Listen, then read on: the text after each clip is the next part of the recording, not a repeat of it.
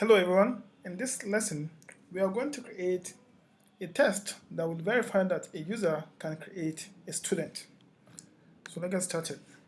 So let's create our test, PHP artisan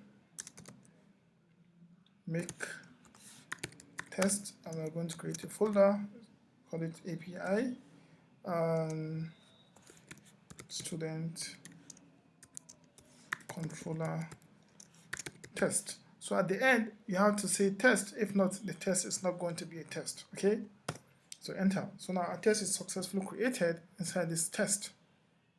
So if you come here, you see features. So features, we see API and then student controller test. Okay. So now we have to rename this function as test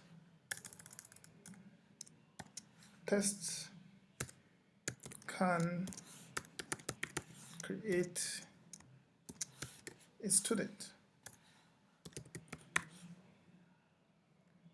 Test can create a student like this. So and remember that we are using TDD, and in TDD, in every change that you make, we have to test before we move forward. Okay, so now let's test to see this assumption. Let's test our function, our test case, to see what's gonna happen. Okay, to test this, we have to go all the way to test features API and student controller test. Okay, so we have to go to vendor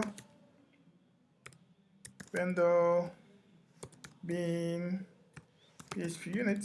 So we want to test tests. Inside test we have feature and then API and then student controller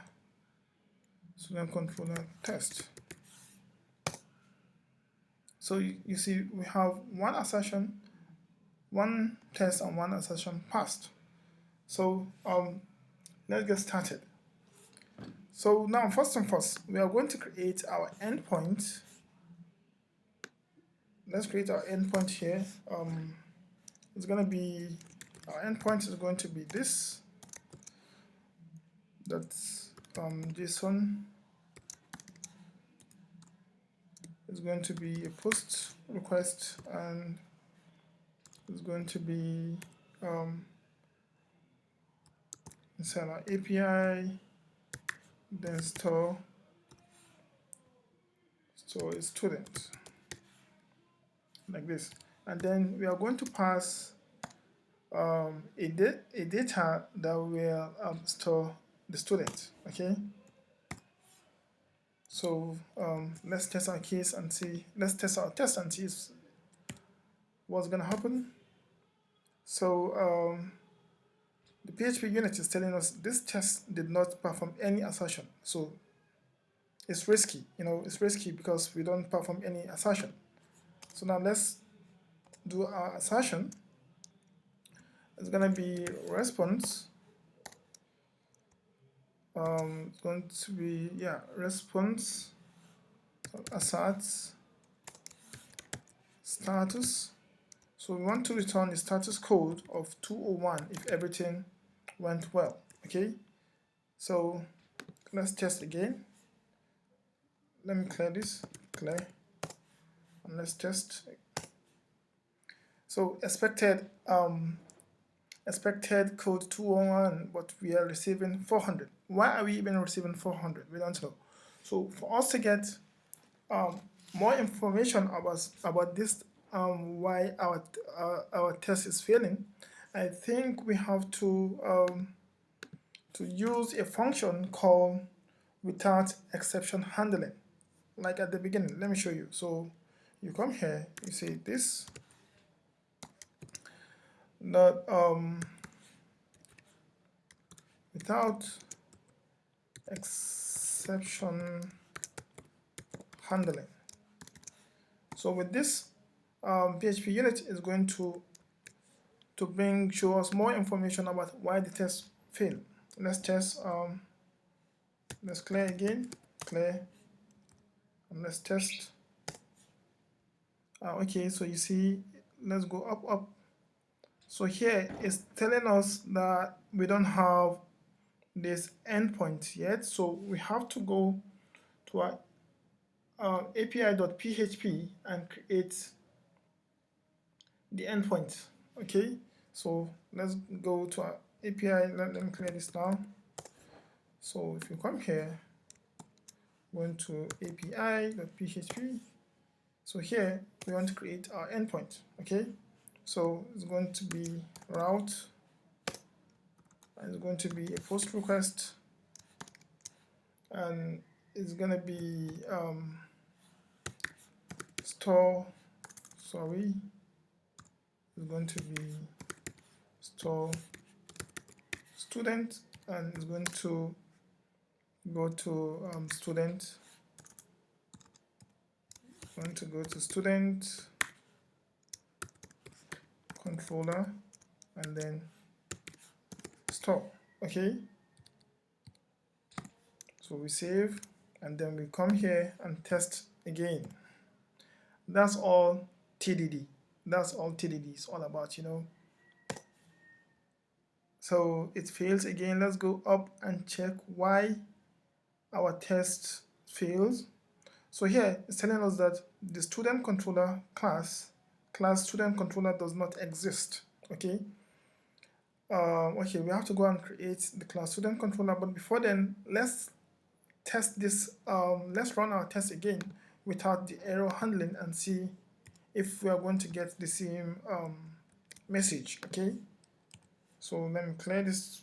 Let me clear it again. Clear. Let's test.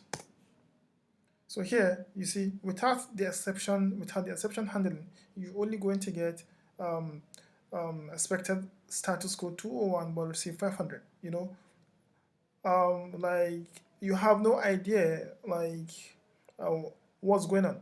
But if you include this, it's going to tell you exactly why the test failed. Okay, so let's do it again. So if you go up, scroll all the way up. So now it's telling us that student controller does not exist. So now let's create our student controller. So PHP artisan make controller. We are going to put inside students, and then student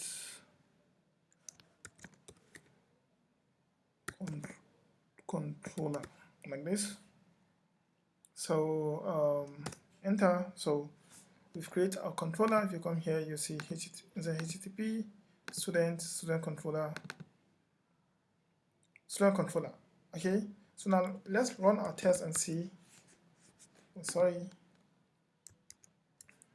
come here, let's run our test. Let's then clear. Let's run our test and see what next again. So it's telling us, let me see why the test failed. Again, it's saying that student controller does not exist. Let's check what's happening here. Okay, I think we have to put the namespace here. So student is gonna be student, like this. So let's save. Then make sure everything is fine. Yeah, students, like that. Okay, so let's clear again and test. So it has failed again. Let's see what's happening. Again, class student controller does not exist. So let me check and see student controller, student namespace, stud student controller. No, it's controller. Let me just copy this one we make mistake from the spelling, and paste here and save. So let's test again. Let me clear and test again. Test failed. Let's check and see. Was okay. So now it's telling us that store method does not exist. So we come in here and create a store method inside our student controller. So it's gonna be public. It's gonna be public function store like this. Okay, so let's save and come here and test again. Let me clear test. So now it's telling us expected code 201 but received 200. So there's no assertion. So let's for now we are going to force the program to we are going to force the test to return the 201, and then in the next video we are actually going to write we are going to improve on the code to see how we can store a student. So let's just return the 201 response.